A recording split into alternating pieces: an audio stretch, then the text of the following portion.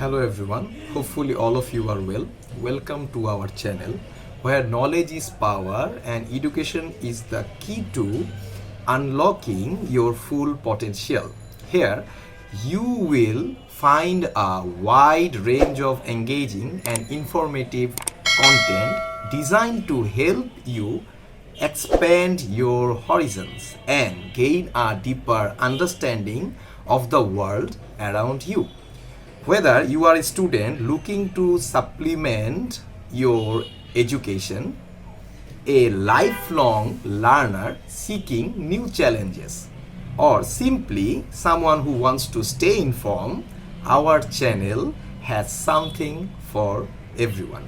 So join us on this journey of discovery and growth, and let's explore the wonders of the world together. TeachTrick, find your own lights.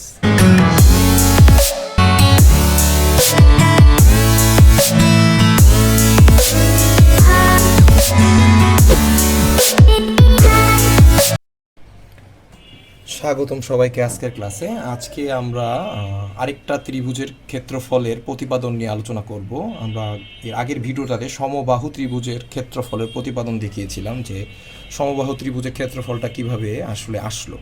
তো আজকে আমরা দেখাবো হচ্ছে সমদ্বিবাহু ত্রিভুজের ক্ষেত্রফলের প্রতিপাদন। তো সমদ্বিবাহু যেটা ইংরেজিতে বলে আইসোসেলেস ট্রায়াঙ্গেল, তো যারা ও লেভেলে আছে তাদেরও এই প্রতিপাদনগুলো কাজে লাগে। সাধারণত এই ধরনের অনেক সময় প্রুভেন আসে অথবা এই সূত্রটা ব্যবহার করে অনেক কিছু করা লাগে, সো তাদের জন্য এটা খুব কাজে লাগবে। তো সমদ্বিবাহু ত্রিভুজ বা আইসোসেলেস ট্রায়াঙ্গেল, তো আমরা শুরু করতে যাচ্ছি এটা। তো ফার্স্টে যে কাজটা করতে হবে, একটা ত্রিভুজ আমি আঁকলাম এবং খেয়াল রাখতে হবে যে এটা যেহেতু সমদ্বিবাহু তার মানে হচ্ছে আমার দুই বাহু সমান হবে। তো আমি ধরে নিলাম এইটা এ, এটা এ, আর যেটা সমান না সেটাকে আমি বি ধরে নিলাম। মানে আমি এই হাইটটা, এই দৈর্ঘ্যটা ধরে নিলাম বি, এই দৈর্ঘ্যটা ধরে নিলাম এ, আর এই দৈর্ঘ্যটা ধরে নিলাম এ। তার মানে আমার দুইটা বাহু সমান হইলো, সমদ্বিবাহু, আর একটা অসমান হইলো, সো সেটাকে আমি বি ধরে নিলাম। তো এখন আমি যে কাজটা করব, একটা ত্রিভুজের নাম দিলাম, ধরো এ বি সি। এখন এবিসির এই বিন্দু থেকে একদম সেম আগের মতোই সিস্টেম, যে বিসি যে আমার ভূমিটা আছে সেই বরাবর আমি একটা লম্ব টানবো। লম্ব টানলে সেটা একদম সমদ্বিখণ্ডিত হবে। তাহলে আমার এটার একটা নাম দিতে হবে এডি। ধরো এই লম্বটার নাম দিলাম এডি। এখন এই বিসি এই যে রেখাটা আছে তার অর্ধেক হচ্ছে বিডি। তার মানে এটাকে যদি পুরাটা বি হয় তাহলে বিডিটা হবে কতটুকু? অর্ধেক, বি/2। তো এখন আমার এখান থেকে এই হাইটটা বের করতে হবে, মানে এডি দৈর্ঘ্যটা বের করতে হবে। তো এডি দৈর্ঘ্যটা কীভাবে বের করব? তো আমরা একটা ত্রিভুজ কনসিডার করে নিই, এ বিডি। তো ত্রিভুজ এ বিডি এ, এখন পিথাগোরাসের সূত্র এখানে অ্যাপ্লাই করবো, যে অতিভুজ স্কোয়ার ইকুয়াল টু ভূমি স্কোয়ার প্লাস লম্ব স্কোয়ার। তাহলে অতিভুজ কত এখানে? এবি। তাহলে AB square equals to AD square plus BD square. এখন দেখো এবির মান কিন্তু আমরা জানি এ, তার মানে এটাকে আমি লিখতে পারি এ স্কোয়ার। আর এডির মান কিন্তু আমরা জানি না, তো এটাকে আমরা এক্স ধরে নিলাম, এটা এক্স স্কোয়ার। আর বিডি হচ্ছে বি, এই যে মানে ধরছিলাম তোমার হচ্ছে বি ডিনোট করছিলাম বিসি রেখাটা, সেটার অর্ধেক হচ্ছে বিডি, তার মানে হচ্ছে বি/2 স্কোয়ার। তো এখান থেকে আমি এক্সের ভ্যালুটা বের করে নিয়ে আসি, মানে আমার উচ্চতাটা বের করে নিয়ে আসি। তো উচ্চতাটা যদি বের করি তাহলে আমি যদি এক্স স্কোয়ার এখানে রাখি, যদি এদিকে মাল্টিপল চেঞ্জ করি, তো স্কোয়ারিং করলে এটা হচ্ছে বি²/4। দেন এখান থেকে যদি আমি এলসিএম করি তাহলে আসে হচ্ছে 4a² মাইনাস বি² বা এক্স স্কোয়ার। তো এখান থেকে আমি এক্স সামথিং করব।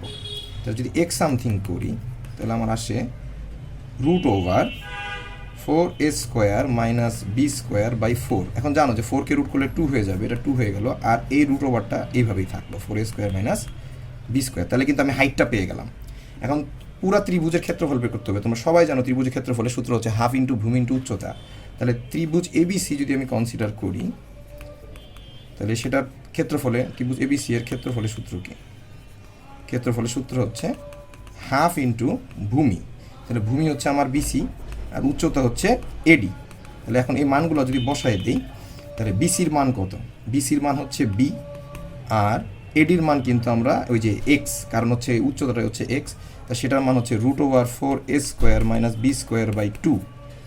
তো এখান থেকে তুমি যদি এটাকে ডেরাইভ করো তাহলে এই 2 আর 2 গুণ হয়ে গেলে 4 হয়ে যাবে, মানে b/4 আর √4a² মাইনাস b²। সো এটাই হইতেছে আমাদের সমদ্বিবাহু ত্রিভুজের ক্ষেত্রফলের সূত্র, b/4√4a² - b²। সো এই সূত্রটা কিন্তু আমরা অনেক পরিমিতির অঙ্ক করতে গেলে লাগে, অথবা ও লেভেলে যারা মেনসুরেশনের ম্যাথ করো তাদের অনেক কাজে লাগে। সো এটা ডেরিভেশনটা অনেকেই আসলে আমরা জানি না যে কিভাবে আসে, বা জানলেও হয়তো বা ওরকমভাবে প্র্যাকটিস করা হয় না।